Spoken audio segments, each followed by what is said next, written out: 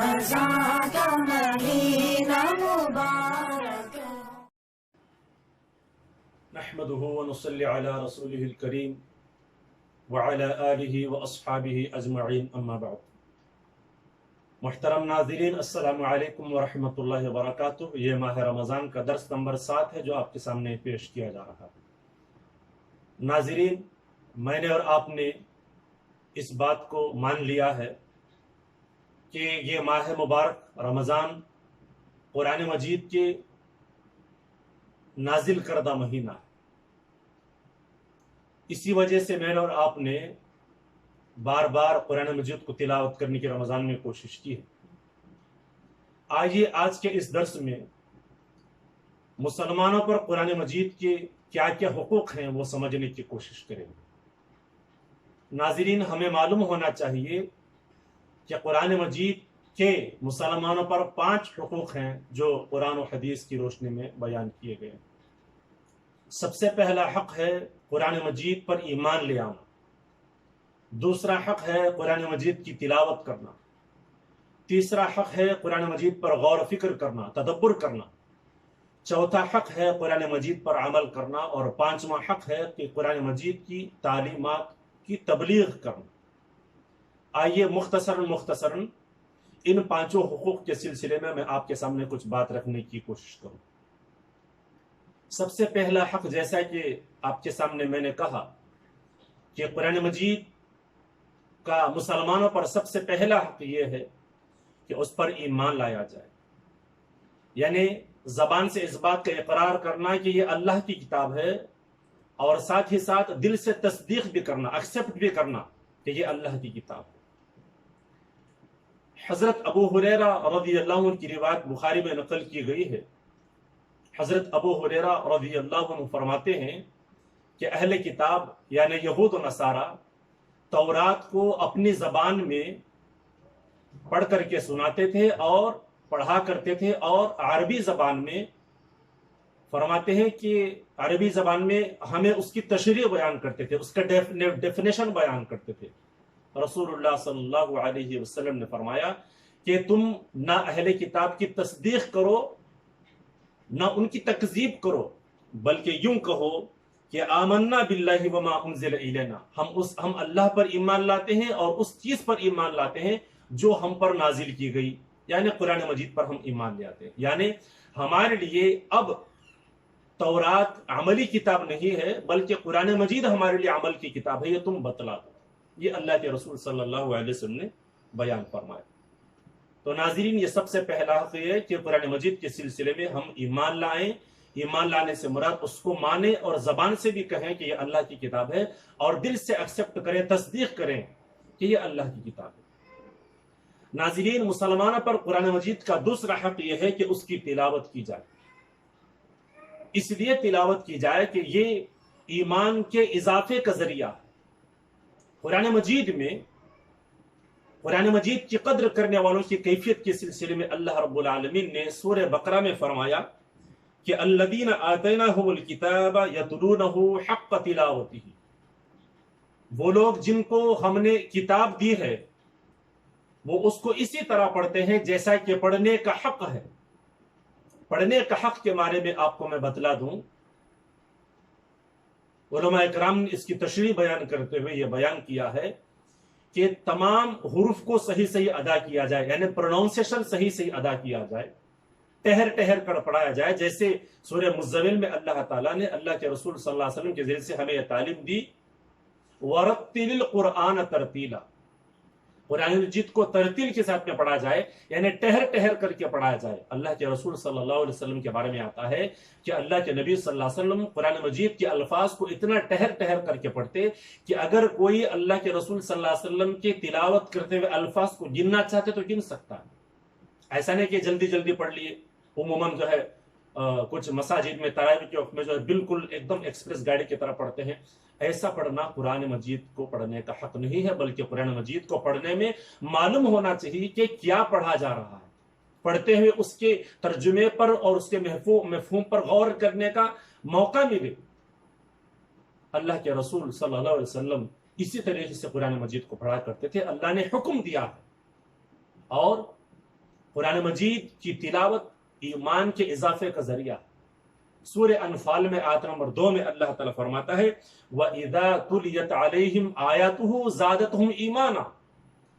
سچے ایمان والے وہ ہیں جن کے سامنے قرآن مجید کی یا اللہ کی آیات کی تلاوت کی جاتی ہے تو ان کا ایمان بڑھ جاتا ہے. ناظرین، یہ قرآن مجید کا دوسرا حق ہے کہ قرآن مجید کو تلاوت کیا جائے، صحیح انداز سے تلاوت کیا جائے، تمام الفاظ کو صحیح ادا کر کے اس کی تلاوت کی جائے. قرآن مجید کا تیسرا حق یہ ہے کہ قرآن مجید پر غور کیا جائے، تدبر کیا جائے. آپ کو یاد ہوگا پچھلے دروس میں ہم نے قرآن مجید کے نازل کرنے کے مقاصد کو بیان کرتے ہوئے یہ ہم نے سمجھانے کی کوشش کی تھی. قرآن مجید میں اس بات کی بار بار تاکید کی ہے کہ قرآن مجید کو سمجھنے کے لیے آسان بنا کر کے نازل کیا گیا، بھیجا گیا. ہم ذرا سوچ کر کے دیکھیں، اگر ہم اس پر غور کریں گے تو کیا کیا ہوگا. ایک حدیث کی روشنی میں دیکھنے کی کوشش کریں گے. مسلم، ابو داؤد اور ترمذی کی حدیث ہے. حضرت ابو ہریرہ رضی اللہ عنہ روایت کرتے ہیں کہ نبی صلی اللہ علیہ وسلم نے فرمایا کہ جب کبھی بھی اللہ کے بندے اللہ کے کسی گھروں میں سے کسی ایک گھر میں قرآن مجید کو پڑھتے ہیں، یتدارسون، اللہ کے رسول صلی اللہ علیہ وسلم کے الفاظ ہیں یتدارسون، کہ مل کر یا بیٹھ کر کے سمجھنے کی کوشش کرتے ہیں، اس پر غور فکر کرتے ہیں، تو ان پر 4 انعامات جو ہے ان کو دیے جاتے ہیں. ان کے ساتھ 4 معاملے کیے جاتے ہیں. سب سے پہلا الا نزلت علیہم السکینہ، جو لوگ بیٹھے ہیں ان پر اللہ تعالیٰ کی سکینت نازل کی جاتی ہے، ان پر سکینت نازل ہوتی ہے. ان کے دلوں کو محسوس ہوتا ہے کہ یہاں پر بیٹھنے سے سکون مل رہا ہے. اور پھر فرمایا وغشیتہم الرحمہ، اللہ کی رحمت انہیں ڈھانپ لیتی ہے. پھر فرمایا وحفتہم الملائکہ، فرشتے انہیں گھیر لیتے ہیں. اور آگے فرمایا وذکرہم اللہ فی من عندہ، ان لوگوں کا ذکر اللہ تعالیٰ اپنے پاس والوں کے پاس میں کرتا ہے. یعنی کون کون لوگ بیٹھ کر کے قرآن مجید پر غور کر رہے ہیں، ان کا نام لے لے کر کے اللہ تعالیٰ اپنے فرشتوں کے سامنے بیان کرتا ہے کہ دیکھو یہ لوگ ہیں جو میرے قرآن پر غور فکر کر رہے ہیں. یہ ہے اس کی عظمت، یہ ہے اس کی فضیلت. لہٰذا مجھے اور آپ کو قرآن مجید پر زیادہ سے زیادہ غور کرنا چاہیے. ناظرین، قرآن مجید کا چوتھا حق یہ ہے کہ اس کو عمل کیا جائے. قرآن مجید صرف برکت والی کتاب نہیں ہے کہ اس کو پڑھ کر کے ثواب حاصل کرنے کی نیت سے ثواب حاصل کر کے پڑھ کر کے اس کو رکھ دیا، بلکہ اس کو عمل کرنا ہے. جن چیزوں کا حکم قرآن مجید میں اللہ نے دیا ہے اس پر عمل کرنا، جن چیزوں سے بچنے کی تاکید اللہ تعالیٰ نے قرآن مجید میں دی ہے ان سے بچا جائے. یہ قرآن مجید کا حق ہے. اگر یہ نہیں کریں گے تو کیا ہوگا؟ آئیے ایک حدیث کے ضمن میں ہم سمجھنے کی کوشش کریں. ترمذی کی حدیث ہے. حضرت صہیب رضی اللہ عنہ روایت کرتے ہیں نبی کریم صلی اللہ علیہ وسلم نے فرمایا کہ ما آمن بالقرآن من استحل محارمہ، اس آدمی کا قرآن پر ایمان نہیں جس نے قرآن کی حرام کی ہوئی چیزوں کو اپنے اوپر حلال کر لیا ہو. یعنی قرآن میں جن چیزوں سے منع کیا گیا ہے، قرآن نے جن چیزوں کو حرام کا قرار دیا ہے، اس کو اگر کوئی حلال کر لیتا ہے، واضح الفاظ ہے ما آمن بالقرآن، اس آدمی کا ایمان قرآن پر نہیں ہے. لہٰذا قرآن مجید کا یہ حق ہے کہ قرآن مجید کو پڑھنے کے ساتھ میں، قرآن مجید کو ایمان لانے کے ساتھ میں، قرآن مجید کو تلاوت کرنے کے ساتھ میں، اس پر غور فکر کرنے کے ساتھ میں اس پر عمل کرنا لازم اور ضروری ہے. ورنہ قرآن پر ایمان ہی نہیں، اللہ کے رسول کے الفاظ ہیں، ہمارے الفاظ نہیں ہیں. لہٰذا مجھے اور آپ کو قرآن مجید کی حلال کو حلال جان کر کے، قرآن مجید کی حرام کو حرام تصدیق کر کے اس سے بچنا، یہ قرآن مجید کا چوتھا حق ہے. ناظرین، پانچواں اور آخری حق یہ ہے کہ قرآن مجید کی تبلیغ کی جائے. جو کچھ ہم نے قرآن مجید سے سمجھا ہے اس کو دوسروں تک پہنچایا جائے. نبی کریم صلی اللہ علیہ وسلم آخری نبی ہیں، یہ میں اور آپ جانتے ہیں. اللہ کے نبی صلی اللہ علیہ وسلم نے اپنے نبوت کی ذمہ داری کو اس طریقے سے، اس خوبی کے ساتھ میں انجام دیا کہ کوئی کمی باقی نہیں رہی تھی. لیکن اللہ تعالیٰ نے اللہ کے نبی صلی اللہ علیہ وسلم کو نبوت کے دوران میں یہ بیان کیا تھا یا ایھا الرسل بلغ ما انزل الیک من ربک، اے رسول اس بات کی تبلیغ کرو جو تم پر ہم نے نازل کیا.